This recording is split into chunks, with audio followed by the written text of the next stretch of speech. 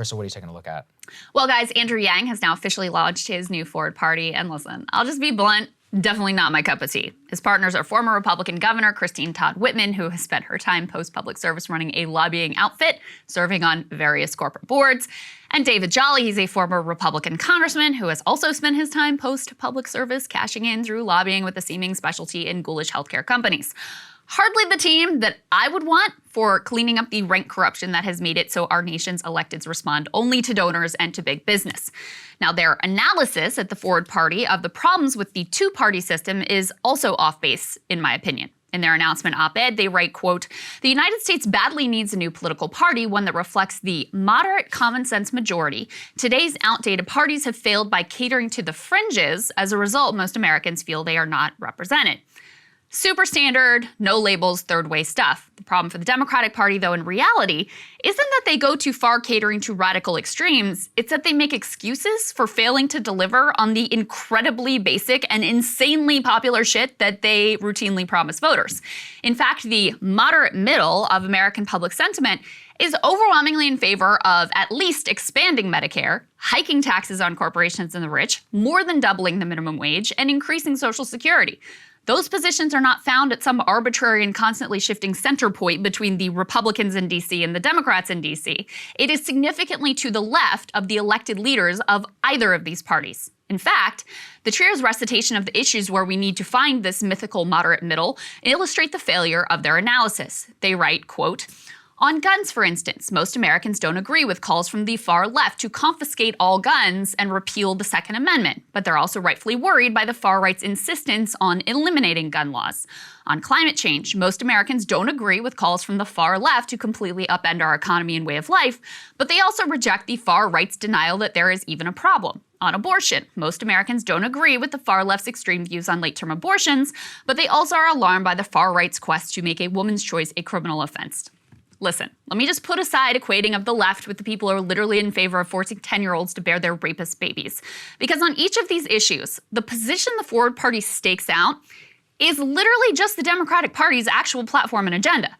Dems just passed some basic, ultimately not all that significant gun reforms. They just worked out a deal with Manchin to do some moderate, not particularly transformational climate change stuff. And they don't really seem to be committed to doing much of anything on abortion, but certainly guaranteeing late-term abortions is not in the plan. More concerning, though, is not the Forward Party's positioning on these social issues. It's the total lack of commentary on the economic issues, which are most core to Americans' daily lives and to the breakdown of our society. Universal basic income, once Andrew Yang's signature policy proposal, it's gone. Healthcare, unmentioned. Breaking up the monopolies to rein in corporate power, no. Stopping the corruption pipeline of money in politics, a revolving door into cushy corporate board gigs and lobbying jobs. Obviously, Jolly and Todd Whitman are not going to kill their own cash cow here.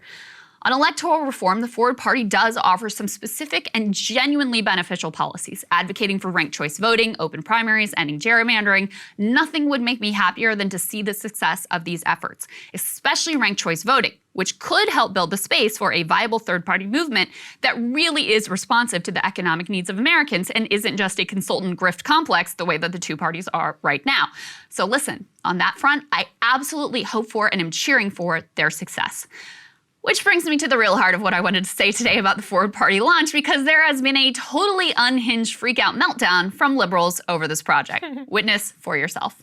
Andrew Yang does not care about democracy. If Andrew Yang cared about democracy, he would bow out, he would cancel his Forward Party, and he would help the Democrats win in the midterms. But he's not doing that because his ego needs him to be the leader of his followers. And his followers are going to be when he siphons off voters from the Democrats, which will not work because Forward Party and third parties never win elections. In fact, they never even receive over 5% of the electorate. And Andrew Yang knows this. So what is he doing? He is picking apart the Democratic coalition to please his own ego. And what's the cost? American democracy. So guys,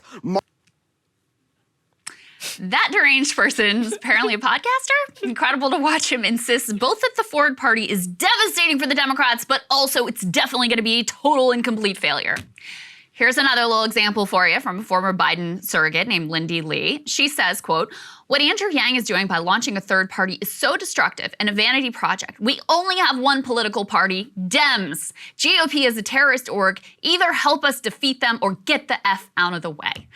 There's literally thousands of tweets of this variety from resistance liberals who object not to the issues Yang is highlighting or the substance of their proposed program. Fundamentally, they are freaking out at the introduction of any other choices into our political system.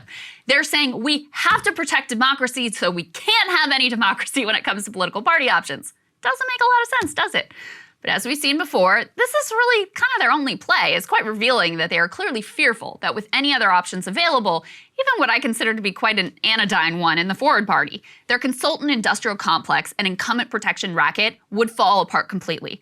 Dems are revealing that their whole argument depends not on appealing to voters and making the case for their policies, but on scaring everyone about how the Republicans are so much worse. And in fact, the Republicans are worse. And as Sagar pointed out yesterday, you should note the worse Republicans become, the more it benefits Democratic elites, giving them some pretty unsavory incentives in this whole disgusting system. And if their efforts to shame and cajole voters into backing their candidates, well, it's never the fault of the hapless Democratic Party for failing to deliver on their promises. It's Jill Stein or Andrew Yang or those pesky voters themselves failing to support democracy by doing precisely what the party tells them to do when they are told to do it. Look, I had a lengthy exchange with Andrew yesterday. I didn't want him to be blindsided by my criticism of the Forward Party. He genuinely believes this strategy is the best way to break through the hellscape of our current political landscape. I've certainly been wrong before, and I do know that if the Forward Party can achieve something like universal ranked choice voting, it would be a significant breakthrough for rebuilding our badly atrophied muscles of democracy. Perhaps it could create the space for 1,000 third-party flowers to bloom, a result I would 100% celebrate, regardless of how I felt about any individual flower that bloomed. Trusting voters to have choices and power and be active participants in governance, that is what it actually means to be pro-democracy. Censorship, shaming, stifling dissent, those are the hallmarks of the anti-democratic future that liberals claim to want to avoid. Sagar, I've made some of my concerns and disagreements with the Forward Party known before. I've pushed Andrew on some of this stuff. Cable news is ripping us apart, dividing the country, making it impossible to function as a society, and making it impossible to know just what is true and what is false. But the good news is they are failing and they know it. That is why we're building something new, a new mainstream, a healthier one, something more trustworthy, something that we are going to need in one of the most pivotal times in American history. We are building up here for the midterms, for the upcoming presidential election, but we need your help. So if you can help us out by becoming a premium member today at breakingpoints.com, we're trying to change America for the better and the entire world. So what are you waiting for, guys? Go to breakingpoints.com and sign up and help us build a new mainstream.